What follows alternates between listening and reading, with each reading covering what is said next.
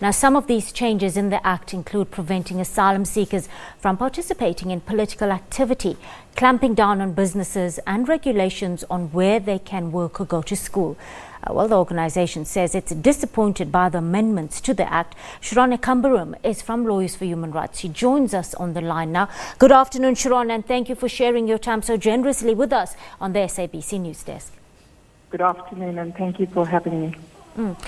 Sharon, just to start with, can you just share with us the legal status of refugees in South Africa today within a human rights context? Can you just put it into context for us and tell us what this new amendment actually means for refugees on the ground right now in the country? Well, we see it as a dramatic regression in refugee protection in South Africa, and that is very significant for us to note as a country.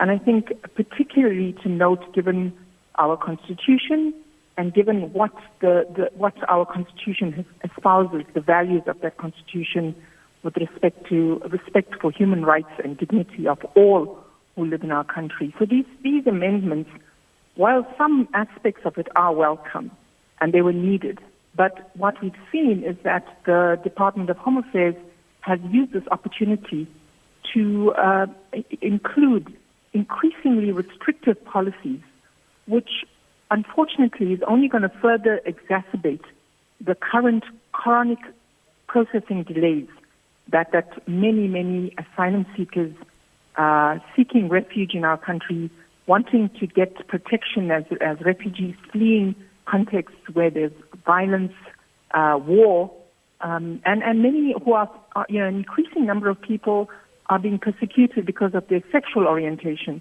And this is a well-known fact in our country, of countries like Tanzania and others, Kenya, who have legislation that makes it illegal to be gay or lesbian. And what we are seeing then is that there's increasing measures of enforcement, which we are concerned, because together with this will go very unlawful practices when the Department of Home Affairs and immigration officials attempt to enforce these amendments. Sharon, how do you plan on challenging these amendments going forward? Well, we are seeking partnerships and solidarity. We want to mobilize not just the diaspora and the asylum seekers community, refugees. We want to work with all in South Africa to mobilize against this, because this has implications for every single one of us. This is about holding our government to account and ensuring that they respect the Constitution and enforce the Constitution. And we think this is unconstitutional. And so we will consider our options, whether we take up a litigation, but critical is to raise awareness about exactly what these amendments, what's the implications, and to try, a constant challenge is to counter the misinformation that's being given, the scapegoating of migrants and refugees in our country, we flooded with foreigners, we flooded with migrants, and what we are concerned is that this fuels xenophobia, and this is also targeting predominantly Black African people coming into our country, and so these are all issues of concern. So not just the amendment, but in the broader context of a failed asylum system, and that's what we are facing. Sharon, your line of work, you're often flooded with complaints, and what kind of grievances do you actually hear from refugees themselves, and how many of these cases actually do make it to court? Well, to answer your last question first, we've won significant victories in court about the quality of decision-making that we experience throughout the clients that are rejected when they make their claims for protection in our country. We've won, for example, that the PE-RRO should be opened immediately, that it was unlawful to be closed. The Cape Town RRO, the Refugee Reception Office, where people can go and get documented. And the Department of Home Affairs, it just ignores these court rulings. So that's the question with respect to litigation, and which is why it's critical that we actually raise awareness and continue to raise awareness within the country.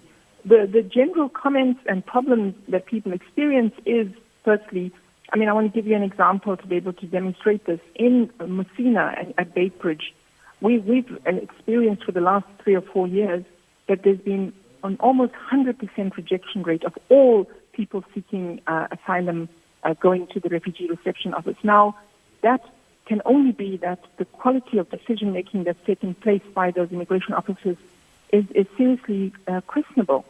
And so, those are then the person seeking refuge will come to our offices or other NGOs, and we assist in the appeals process. So they either go to the Refugee Appeals Board or the Standing Committee for Refugee Affairs, depending on what kind of decision and ruling that's been given by the Refugee Reception Office. And that process takes anything up to 10, 15 years for them to get a hearing, to be able to make their case about why they're seeking refuge in our country and why they should be granted protection because they fear their life and they are being persecuted in the countries that they're coming from.